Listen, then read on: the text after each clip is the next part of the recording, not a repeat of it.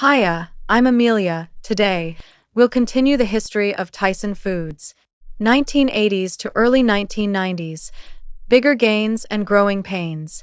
By the early 1980s, consumers' nutritional concerns and the continuously high prices of beef and pork had caused the nation's poultry consumption to increase 30% since 1970.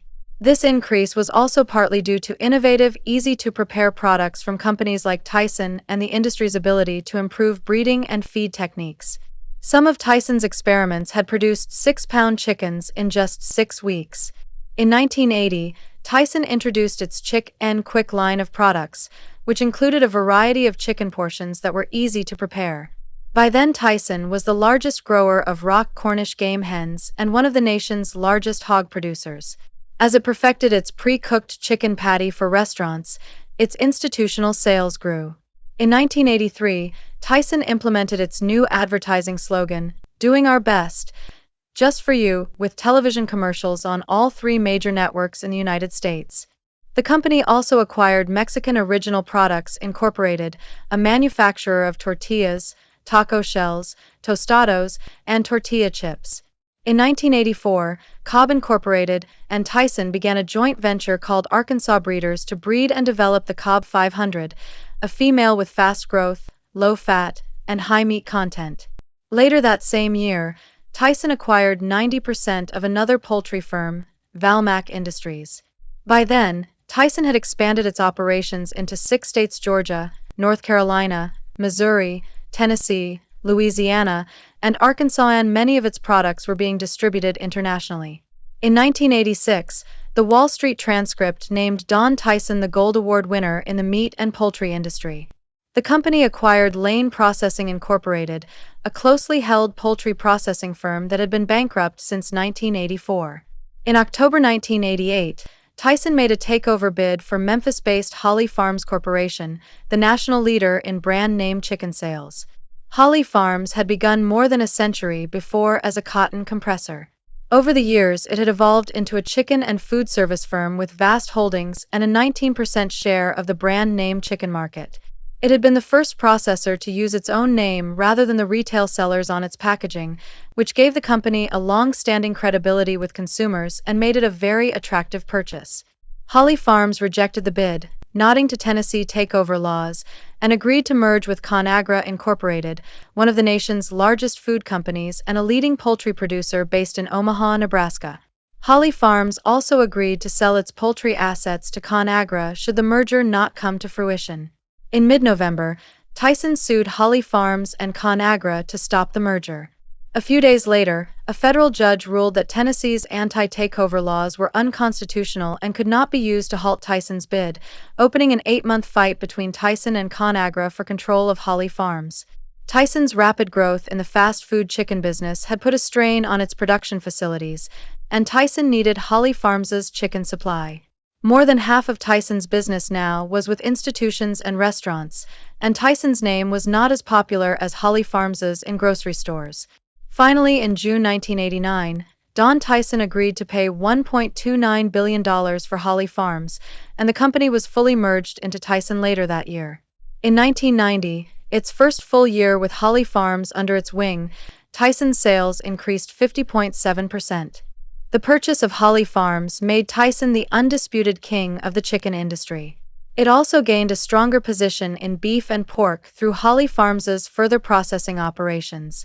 Tyson's beef and pork division grew substantially over the next several years and claimed 11% of the company's revenue by 1995.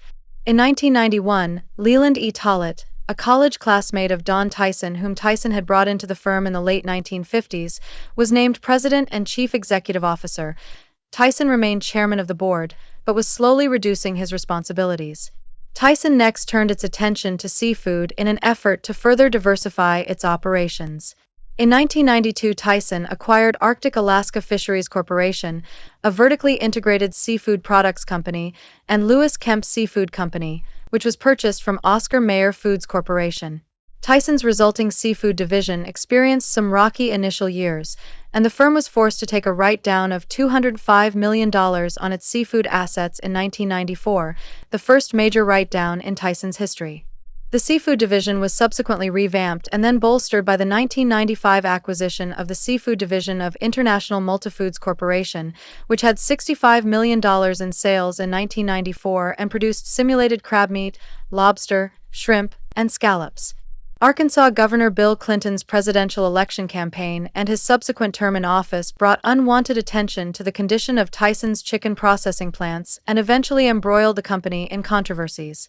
As governor of Arkansas, Clinton had strongly supported the chicken industry, and Don Tyson was a major contributor to Clinton's presidential bid.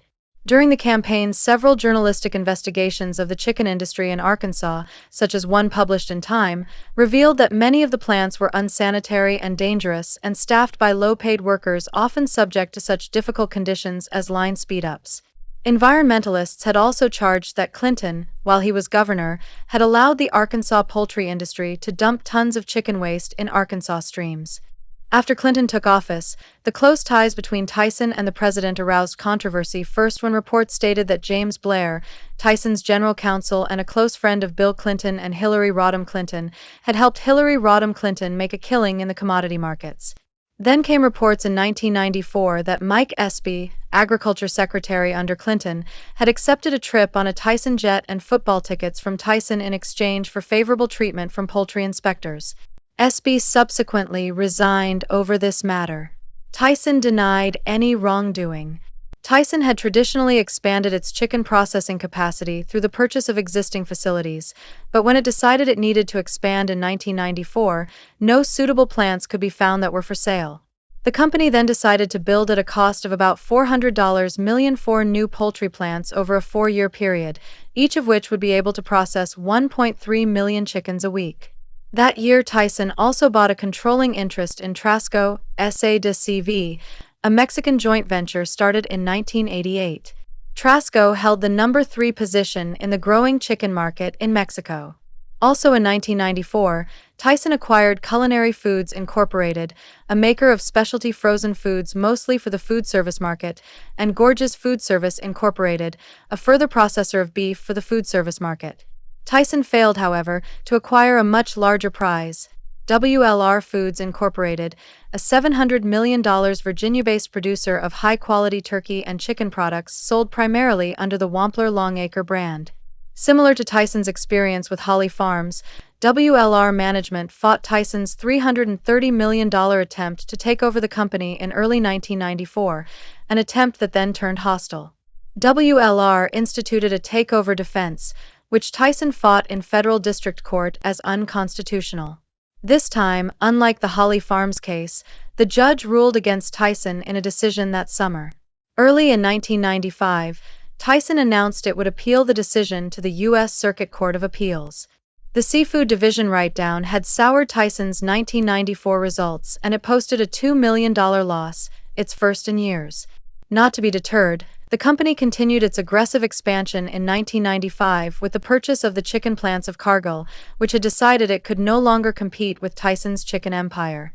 This purchase added more than 2.5 million chickens per week to Tyson's processing capacity.